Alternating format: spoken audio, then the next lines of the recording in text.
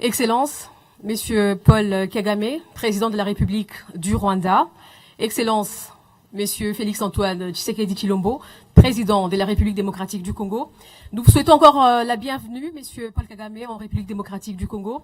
Alors, depuis hier, vous aviez commencé une rencontre bilatérale qui a eu lieu, ou on va dire qui a commencé à Rubavu, au Rwanda, où vous aviez reçu son Excellence, Monsieur le Président de la République démocratique du Congo, qui a été visiter la zone sinistrée par le volcan, ou on va dire l'éruption du volcan Nyiragongo. Vous avez également eu une séance de travail, un tête-à-tête, à huis clos. Alors aujourd'hui, vous êtes en République démocratique du Congo pour une visite officielle. Vous êtes allé plus loin, Monsieur le Président Paul Kagame. Vous avez été visiter également la zone sinistrée en République démocratique du Congo. Vous êtes allé jusqu'à Kibati, au mont Nyiragongo, visiter cette population sinistrée. Alors, Monsieur le Président Paul Kagame, la première question est de savoir, parce que aujourd'hui, vous avez les deux populations du Rwanda et de la RDC, qui vous suivent au travers de nos médias, donc la radio-télévision nationale congolaise et la radio nationale rwandaise. Ils vous suivent en direct en tout cas. Quel est votre message, Monsieur le Président de la République du Rwanda, à ces deux populations?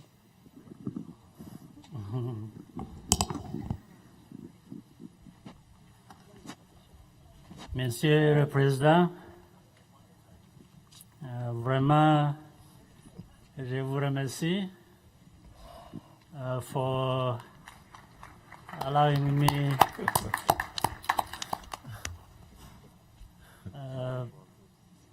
I want to be able to continue in French, but I thought I needed to start with that one. First of all, I'm thankful for President providing this opportunity for me and my delegation and the Rwandans to be able to be here to express our solidarity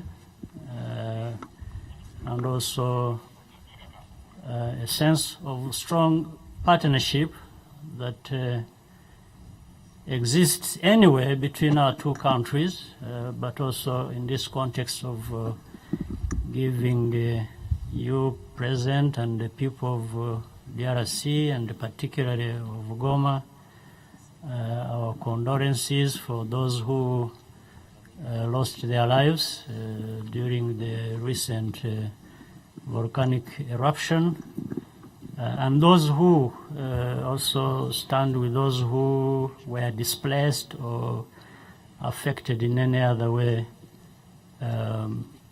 by the volcanic eruption. Also want to thank the President for allowing this closeness of our people that already exists, in fact, and has existed for many years, to be given a new impetus, a new force to take place. So that's really why I'm here. That's why I'm happy to be here. And I also thank the President, President Felix Tshisekedi of this great country, for having paid us a visit yesterday. And both yesterday and today, we have had a good opportunity to have broad and productive exchanges that will benefit our two countries. And as we saw, we signed a number of agreements. I believe this is just the beginning. There are many areas that we are going to come to in which we can cooperate to build a solid relationship, but also basis for cooperation between our two countries. So thank you very much. Thank you, His Excellency. Monsieur le Président de la République démocratique du Congo, vous avez un message. On vient de voir une série d'accords qui viennent d'être signés avec le Rwanda. Vous avez également été à Rubavu hier. Aujourd'hui, vous avez également visité la population avec Monsieur le Président du Rwanda. Un message aux deux populations. Oui, merci beaucoup. Avant tout, permettez-moi d'abord de remercier mon frère, le président Paul Kagame,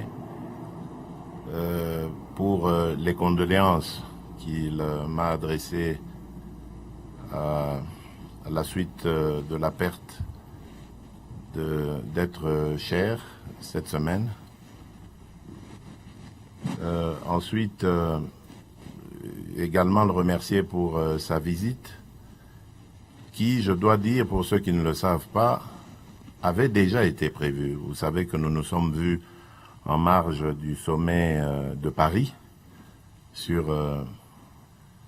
à l'invitation du président Macron, sur la problématique de Covid et la relance de notre économie africaine après cette pandémie de Covid. Et nous nous étions convenus de cette rencontre. Et lorsque, quelques jours après, la ville de Goma est frappée par cette éruption, je l'avais appelé ce jour-là pour lui demander de venir en aide à nos populations qui se déplaçaient vers le Rwanda pour se réfugier à Rubavu.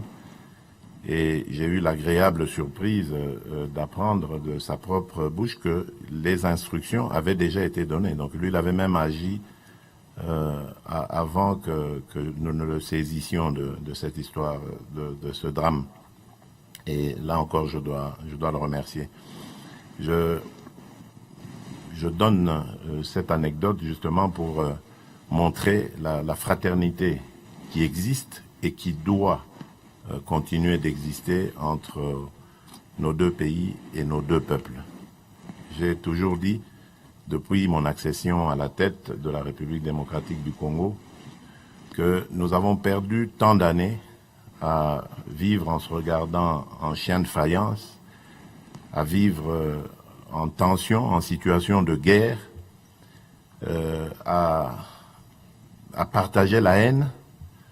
Et maintenant, ça suffit. Il est temps d'expérimenter l'autre côté, le partage de la paix, de l'amour, et j'ajouterai des échanges fraternels, économiques entre nos deux pays. Et vous voyez que lorsque nous passons à ce second aspect d'échange, de fraternité, d'amour, ce que nous sommes capables de produire, vous l'avez vu par la signature de ces accords, et qui, je dirais à la suite du président Paul Kagame, ne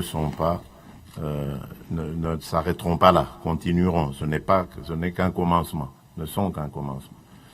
Donc moi je suis très heureux parce que ça rentre vraiment dans le cadre de ce que j'ai toujours développé et voulu développer avec nos voisins. Nous en avons 9 et ma principale priorité c'est celle-là, celle de développer des relations fraternelles avec nos voisins, parce que nous avons plus à gagner en échangeant, en réfléchissant et en regardant dans la même direction, plutôt qu'en se méfiant les uns des autres.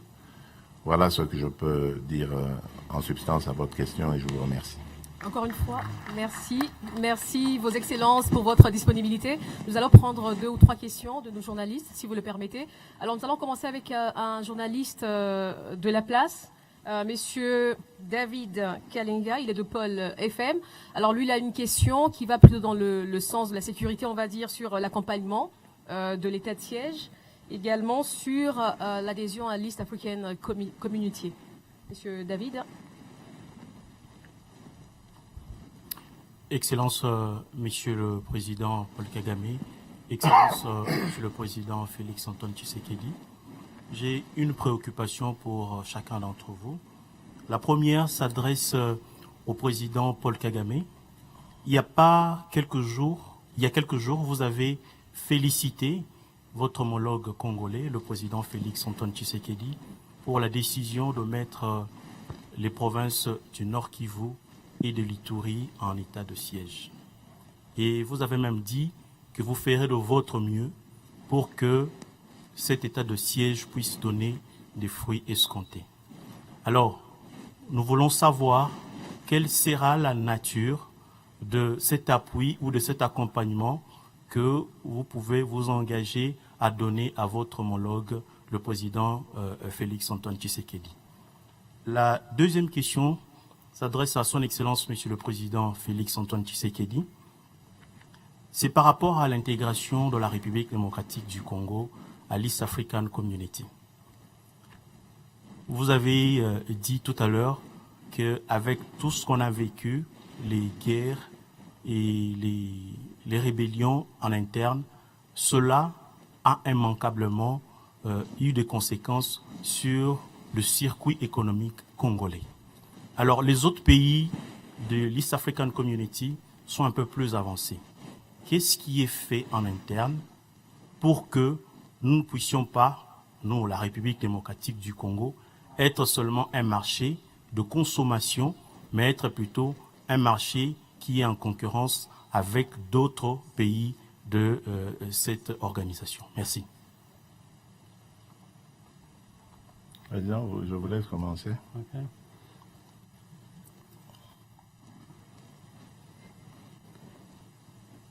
You want me to start? Oui, allez-y. Oui.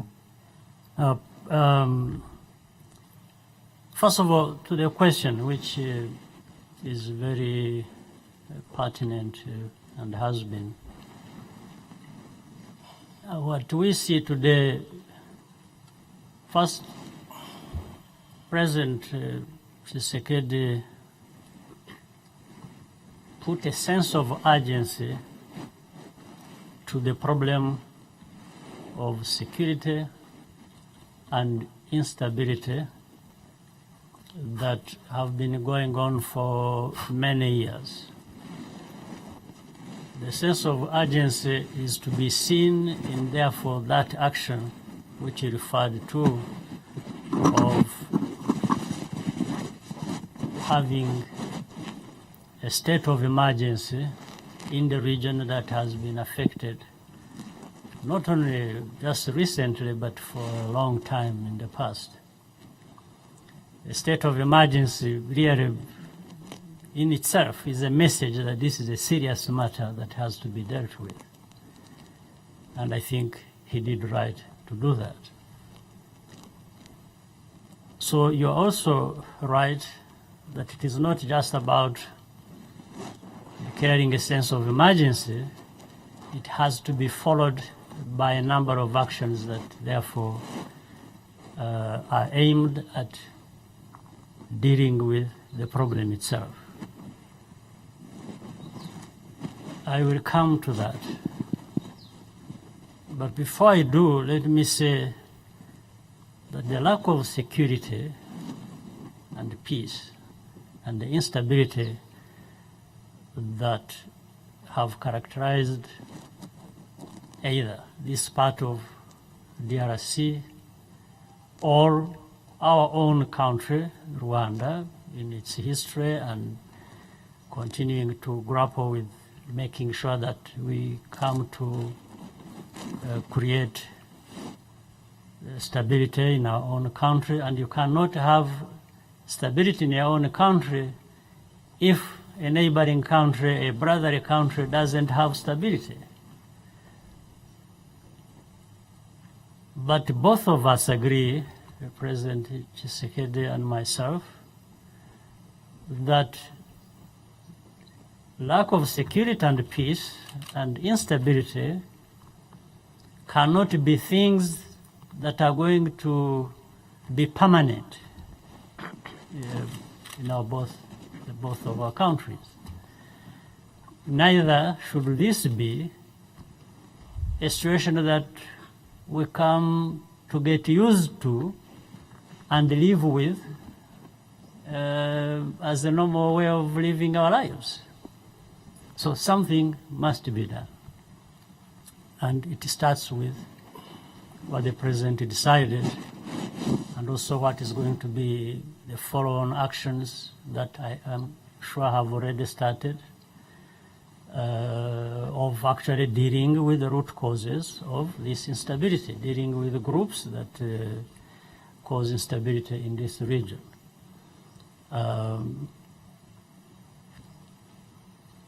And it is going to be much better if, therefore, all of us work together. Rwanda can make its own contribution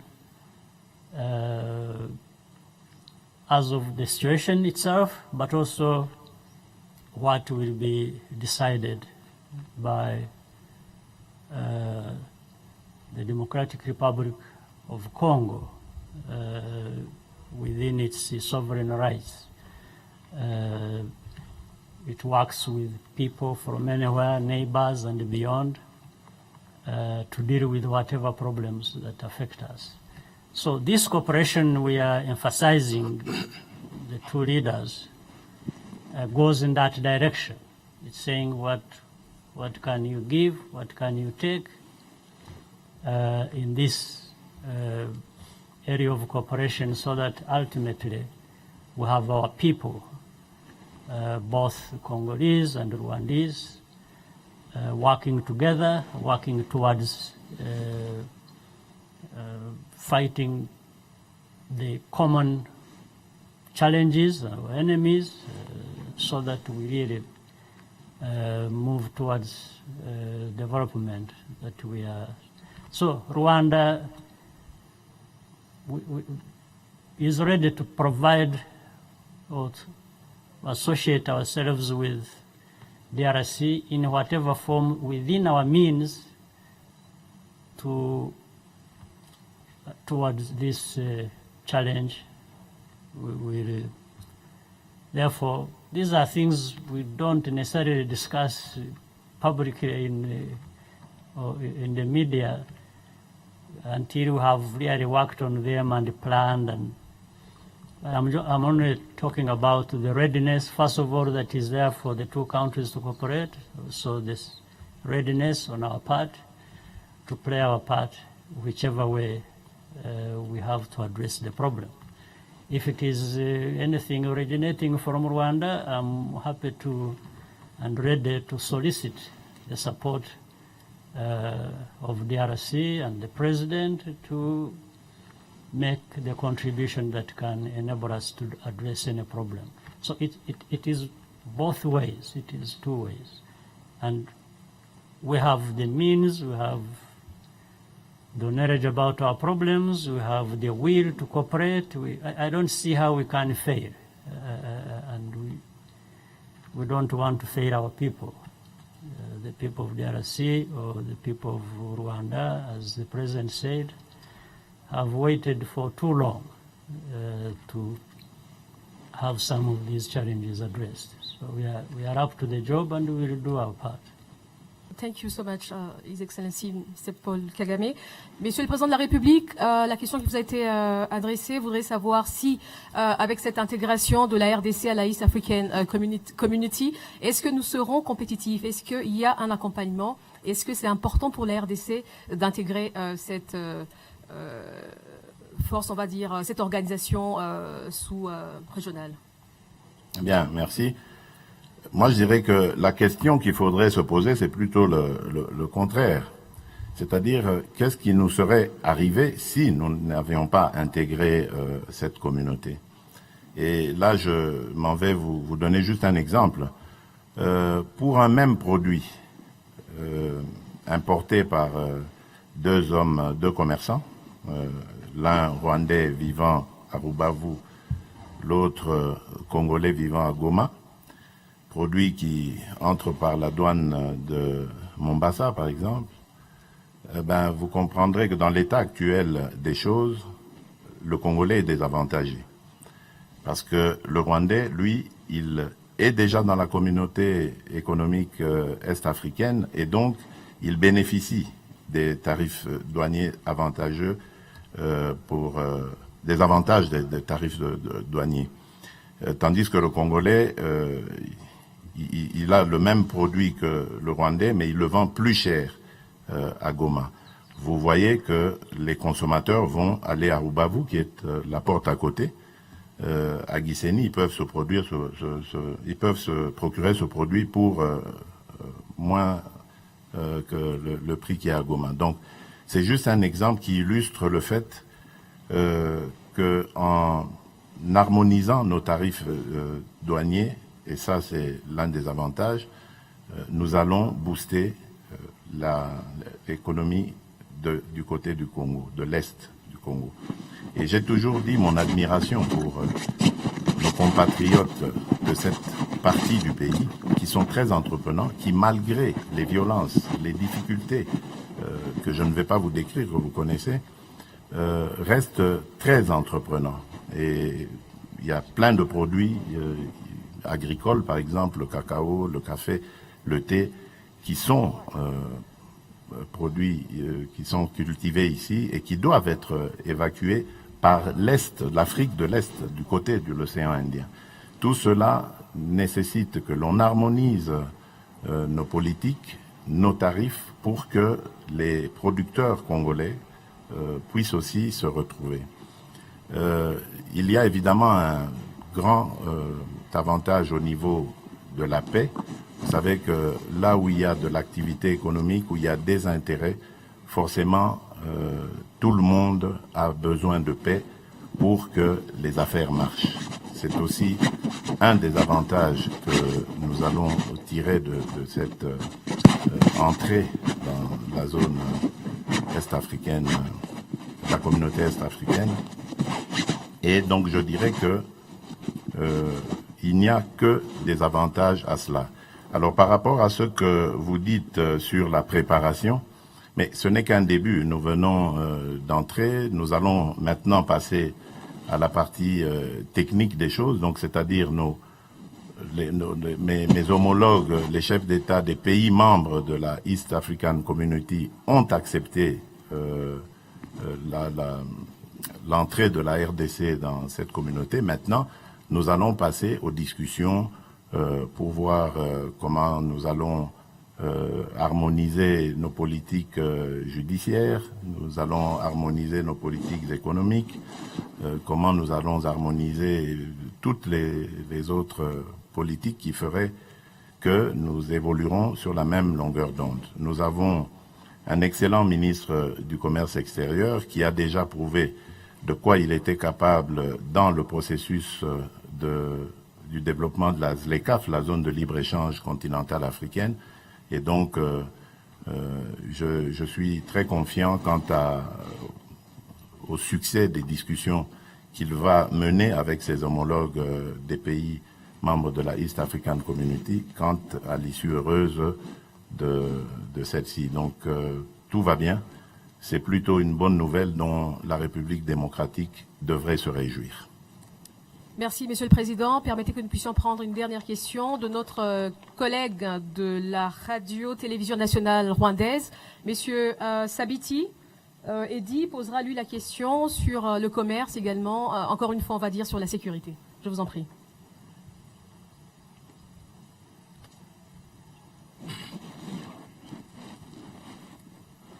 Thank you so much, Your Excellencies.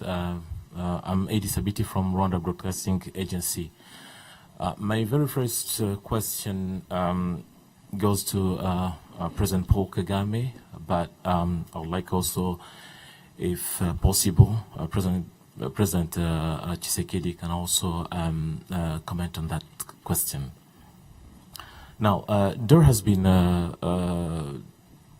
informal and formal cross-border trades between both countries, Rwanda and Congo. But today, some traders, as well as ordinary citizens, are complaining about the existence of obstacles or hindrances, about the existence of non-tariff barriers. Now,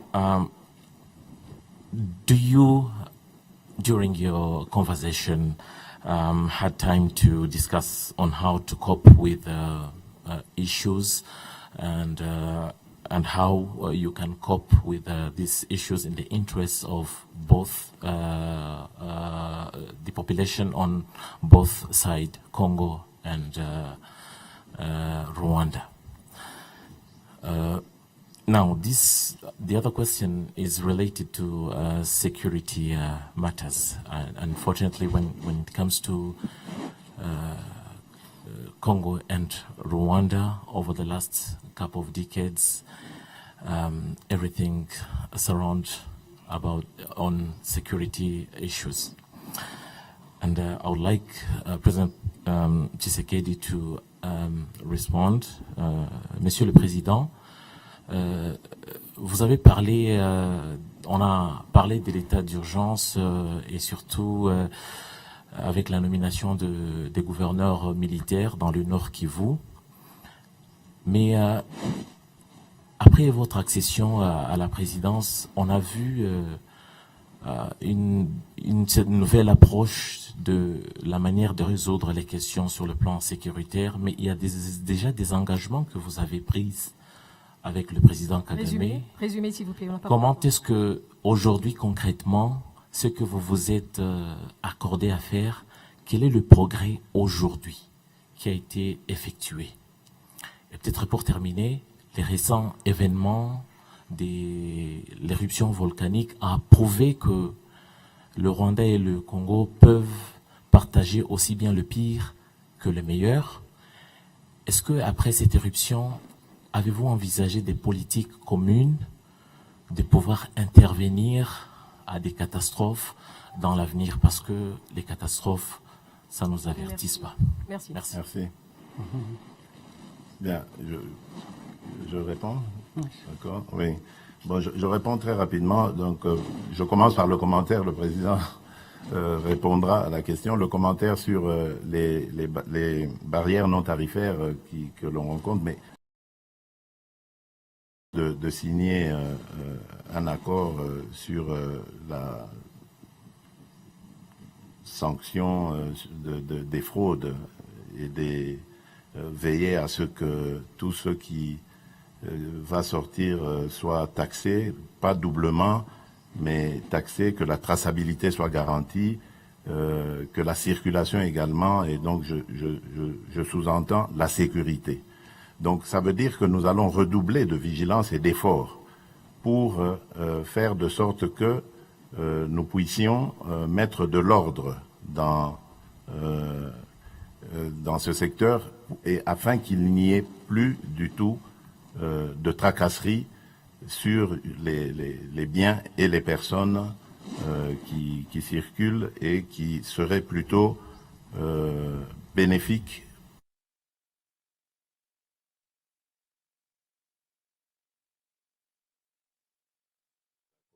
signé aujourd'hui, de travailler de concert pour désormais barrer la route à toutes ces fraudes qui causent des évasions de moyens, de capitaux qui devraient normalement bénéficier à nos pays. Donc, je laisserai le président revenir sur cette question plus tard, et j'embraye donc sur votre question sur l'état de siège pour dire que l'état de siège était un constat, pas de notre collaboration avec le Rwanda, mais un constat interne, pour dire qu'à un moment donné, il fallait s'arrêter et se poser la question de savoir pourquoi la violence continue, malgré les moyens qu'on met, malgré les décisions qu'on prend. Et donc, après ce constat, on a décidé de décréter l'état de siège, qui va nous permettre, vous l'avez dit, d'avoir des administrateurs militaires en Ituri et dans le Nord Kivu comme gouverneur. Et notre loi précise que le gouverneur, c'est le représentant direct et personnel du chef de l'État à la tête des provinces qu'il dirige. Et donc ça fait que le chef de l'État va avoir un suivi en temps réel de ce qui se passe. Non pas qu'il n'a pas confiance dans les autorités qui le faisaient avant, ça n'a rien à voir, mais vous savez que lorsque on militarise, j'allais dire, une administration, ça veut dire qu'on a radicalisé quelque part sa gestion. Et là, on avait vraiment besoin d'une radicalisation, parce que le phénomène qui se passe chez nous est très complexe. il y a à la fois des responsabilités dans notre armée, malheureusement. Il y a des responsabilités dans nos communautés, donc par rapport à cette violence. Il y a des responsabilités aussi par rapport aux pays voisins, des incursions. Il y a des responsabilités aussi par rapport à certaines sociétés qui travaillent dans des secteurs miniers dans notre pays. Donc tout cela nécessitait un contrôle rigoureux, un suivi très efficace, qui, en tout cas, force est de constater, n'avait pas été fait ou n'avait pas donné de bons résultats jusqu'ici. Donc peut-être qu'en essayant maintenant la radicalisation ou la militarisation de l'administration, nous aurons des résultats. Et je crois en cette décision, je crois qu'elle produira ses effets, parce que déjà on le voit, sur le terrain, les choses évoluent bien. Maintenant, il faut simplement accentuer la vigilance, le contrôle, le suivi surtout, pour que cela produise des résultats. Et c'est pour ça que je vous disais tout à l'heure, ça n'a rien à voir avec la coopération, comme vous l'avez évoqué ici avec le Rwanda, avec qui, depuis mon accession à la tête de la République démocratique du Congo, nous nous entendons très bien. Nous servons dans tous les domaines, l'armée, les renseignements, tant militaires que civils, politique, la politique aussi, à ce niveau il y a des échanges. Donc tout est fait de sorte que il y ait de l'harmonie et le même point de vue par rapport aux obstacles qui nous empêchent de coopérer normalement. Le président l'a soulevé ici, nous avons les mêmes objectifs, c'est-à-dire de revenir à la paix, et nous avons les mêmes obstacles à cette paix, donc il faut unir nos efforts pour éradiquer ces obstacles et surtout pour protéger nos populations. Ça, c'est la première des préoccupations chez moi. Il faut mettre fin à ces violences, à ces crimes continus et cruels sur des populations innocentes qui ne demandent qu'à vivre en paix et à vaquer à leurs occupations. Voilà. Monsieur le Président.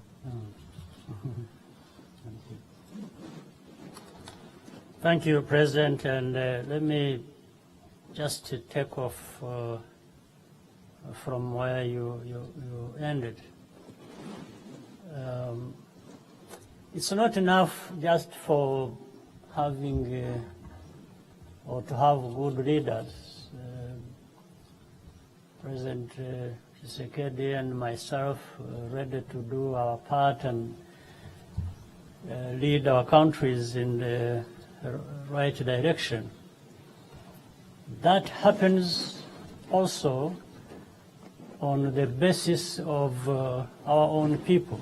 I think the ordinary people, the people of DRC or Rwanda, should never look at themselves as just bystanders who are affected by one thing or another and they follow. No, they are actually participants.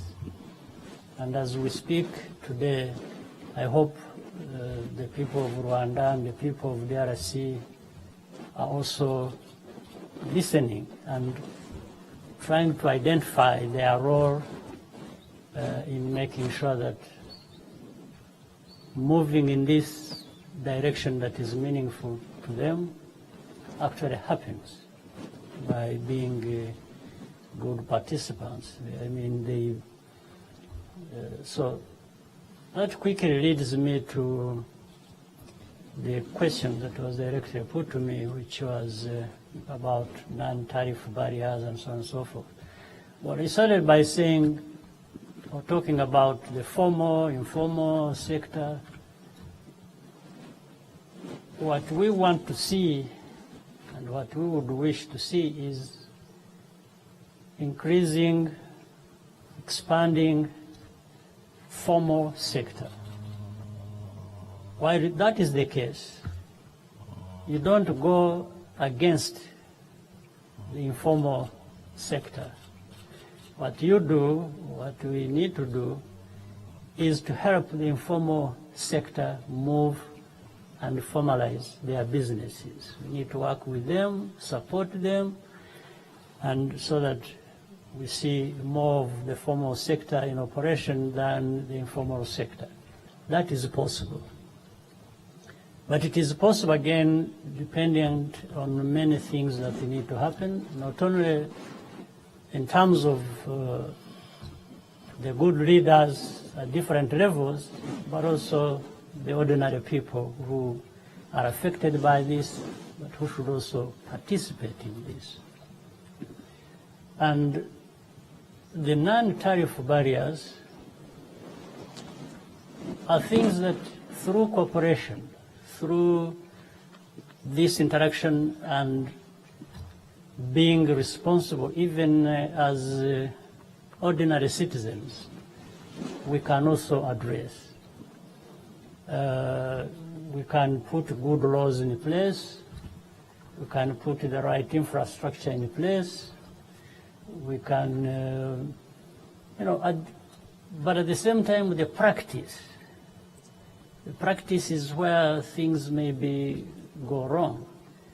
And therefore, through working together and nudging each other, pushing each other, even at different levels, so that people try to do what is right, I think we are the ones to succeed. This is different from where populations of either side might start.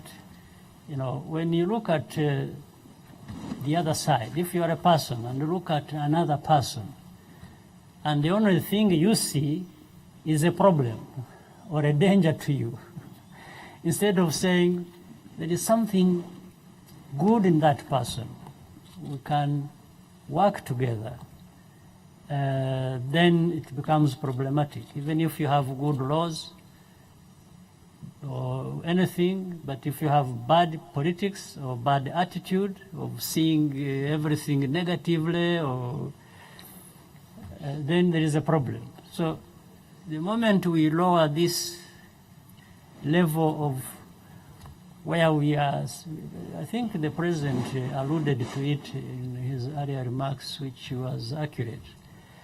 We can't keep this mistrust going on.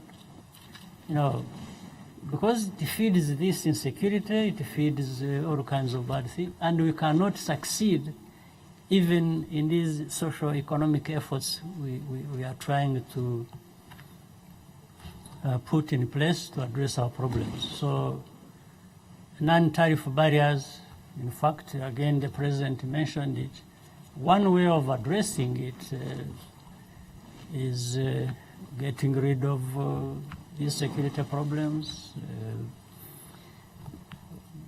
looking at accountability levels, especially of leaders, and then allowing people to cooperate, to work together, do business. And the President, having mentioned, for example, and explained the need to be together in the East African community, it helps. Why should indeed a trader in Igoma, find it very expensive or very difficult to access certain things that are accessed in the neighboring country because they are a member of an organization and the DRC is not? I mean, it's really, in itself, doesn't bear logic. So these are things we need to address holistically. There are many things and different layers through which we have to. But once there is good politics, everything will happen. Politics of caring for each other, of trusting each other. And where there are wrong things, then we get together and address them and say, no, this is not good for anyone. It's not good for me. It's not good for you. What is the cause? Who are the ones responsible? Then we fix that. I think it's always going to be possible. Merci beaucoup. Alors, messieurs de la presse, on s'excuse pour toutes les questions qui n'ont pas été prises.